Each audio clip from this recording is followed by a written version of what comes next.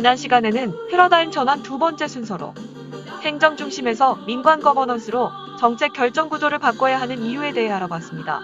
이번 시간에는 패러다임 전환 세 번째 순서로 정책 추진의 순서를 바꿔야 하는 이유에 대해 알아보겠습니다. 1995년 WTO 출범 이후 정부는 세계 시장에서의 경쟁력을 키워야 한다며 규모화 정책을 도입, 전업농 육성 정책을 펴왔습니다. 그러나 정부의 규모화 정책은 경쟁력이 없는 영세 소농들을 농촌으로부터 떠나도록 했습니다. 전업농들은 규모화를 통해 영세 소농들과의 경쟁에서는 이겼지만 다국적 곡물 기업들과의 경쟁에서 밀리면서 규모화한 만큼 빚이 불어났습니다.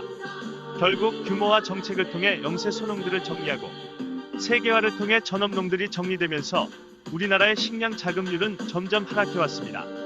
생산을 중심으로 한 유통정책으로는 더 이상 우리 농업을 지켜낼 수 없는 만큼 소비를 중심으로 적극적인 관계시장을 구축한 뒤 이를 기반으로 지속가능한 생산 시스템을 구축해야 하는 이유가 바로 여기에 있습니다.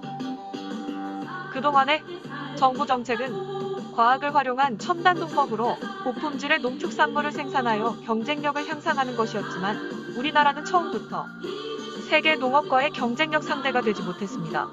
결국 돈은 돈대로 들고 농업은 농업대로 몰락해온 것이 우리나라 농업 정책의 역사이자 현주소입니다. 그렇기 때문에 방법을 바꿔야 한다는 것입니다. 그동안의 정부 정책은 첨단 농법을 동원해 생산한 고품질의 농축산물을 어떻게 판매하느냐가 관건이었습니다.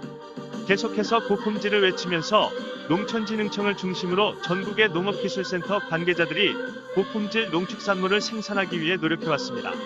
그러나 수입 농축산물과의 가격 경쟁에서 완패하면서 대형 경매 시장은 점점 기능을 상실하고 농민들의 수입은 점점 줄어들었습니다. 이에 대한 대안으로 6차 산업 정책을 도입, 생산 농민이 직접 가공도 하고 판매도 하는 정책을 실시하고 유통 비용을 줄여 농민들의 소득을 높이기 위한 대안으로 로컬푸드 정책을 실시했던 것입니다. 그러나 6차 산업 정책도 로컬푸드 정책도 아직 농업을 회생시키는 역할은 하지 못하고 있습니다. 일반 농가들이 6차 산업을 하려면 영농 규모를 줄이거나 생산 인력 외에 더 많은 인력을 고용해야 합니다. 생산 농가가 2차 산업인 가공사업과 3차 산업인 유통과 서비스 사업이 잘 되면 생산보다는 2차, 3차 산업에 주력하게 됩니다. 자칫 생산 농가를 기업가로 변신시키는 게 6차 산업의 가장 큰 성과가 될 수 있다는 겁니다.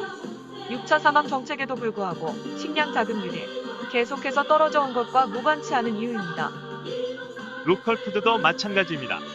로컬푸드 직매장은 대형 유통시장에서 경쟁력이 없는 전업농이 아닌 비농인이나 취미농과 소농들을 위한 시장입니다. 이슬비에 옷 젖는다고 이런 로컬푸드 직매장도 일본처럼 지자체마다 몇만 개가 있다면 이야기가 달라지겠지만 전국적으로 몇백 개에 불과한 로컬푸드 직매장은 식량 자급률 향상과는 전혀 관계가 없는 사업입니다. 그렇지만 전국의 학생들을 대상으로 학교 급식이 실시되고 있는 것처럼 전국의 지자체마다 시민들을 대상으로 한 로컬푸드 직매장이 운영될 수 있다면 이야기가 달라집니다. 푸드플랜 정책이 나온 배경이 바로 여기에 있습니다. 값싼 수입 농축산물이 점점 늘어나면서 전업농들을 대상으로 한 대형 유통시장이 점점 기능을 잃어가고 있습니다. 전업농들이 생산한 대부분의 농산물이 생산비에도 미치지 못하는 가격에 경매되고 있기 때문입니다. 그래서 6차 산업 정책이 나오고 로컬푸드 정책이 나왔지만 지금처럼 틈새 시장 정도로 추진되는 건 농업 회생과는 별 상관이 없습니다. 그래서 체계적인 먹거리 종합 계획인 푸드플랜을 통해 우리나라 농업을 새롭게 바꿔가자는 것입니다. 지금까지 알아본 것처럼 푸드플랜은 소비를 중심으로 생산체계를 바로 세워내자는 지금까지의 정책 추진과는 정반대로 추진되는 정책입니다. 이러한 푸드플랜 정책이 성공하려면 소비에 대한 다양한 조사와 분석이 체계적으로 이루어지고 그 결과에 따라 적극적인 관계시장 정책이 수립되어야 합니다. 그런데 현재 전국적으로 추진되고 있는 푸드플랜 연구 용역을 보면 소비시장에 대한 체계적인 조사와 분석 내용이 없습니다. 말로는 생산주의 농정을 탈피해야 한다면서도 기존의 생산주의 농정을 좀 더 종합적으로 보완한 것이 현재 대부분의 지자체에서 진행되고 있는 푸드플랜 연구 용역 결과물입니다.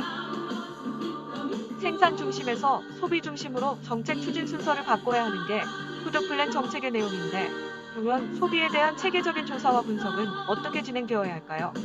이에 대해서는 다음 기회에 이야기를 하기로 하고, 오늘은 현재 전국의 지자체에서 실시되고 있는 함량 미달 푸드플랜 연구용역을 다룬 한국농정신문 기사를 소개하면서 마치도록 하겠습니다. 한국농정신문 강선일 기자는 푸드플랜 두 번째 기획으로 푸드플랜 농민 목소리 빠진 채 시설 만들기만 골몰이라는 기사를 통해 대충대충 진행되고 있는 푸드플랜 연구용역 사업의 실태를 고발하고 있습니다.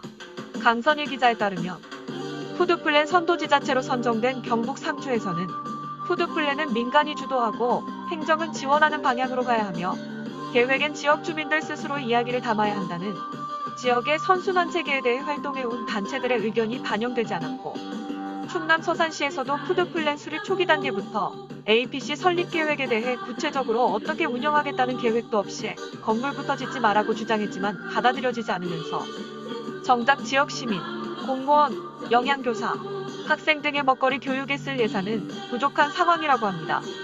전북 김제시, 전남 장성군, 경남 진주시 등 최근 푸드플랜 패키지 지원 사업 대상으로 선정된 지자체들도 마찬가지라고 강 기자는 지적했습니다.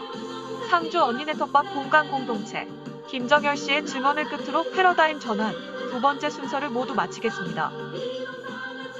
1년 남짓 연구용역을 진행하면서도 푸드플랜 연구용역 회사의 연구진은 단 한 번도 본관 공동체의 농민들과 만나지 않았다. 지역 푸드플랜을 짠다 하면 적어도 지역 내에서 농생태약 실천과 건강한 먹거리 공급 확대 노력을 기울인 생산자 조직들과 최소한의 소통은 해야 했고, 의견 수렴 과정은 거쳐야 했다.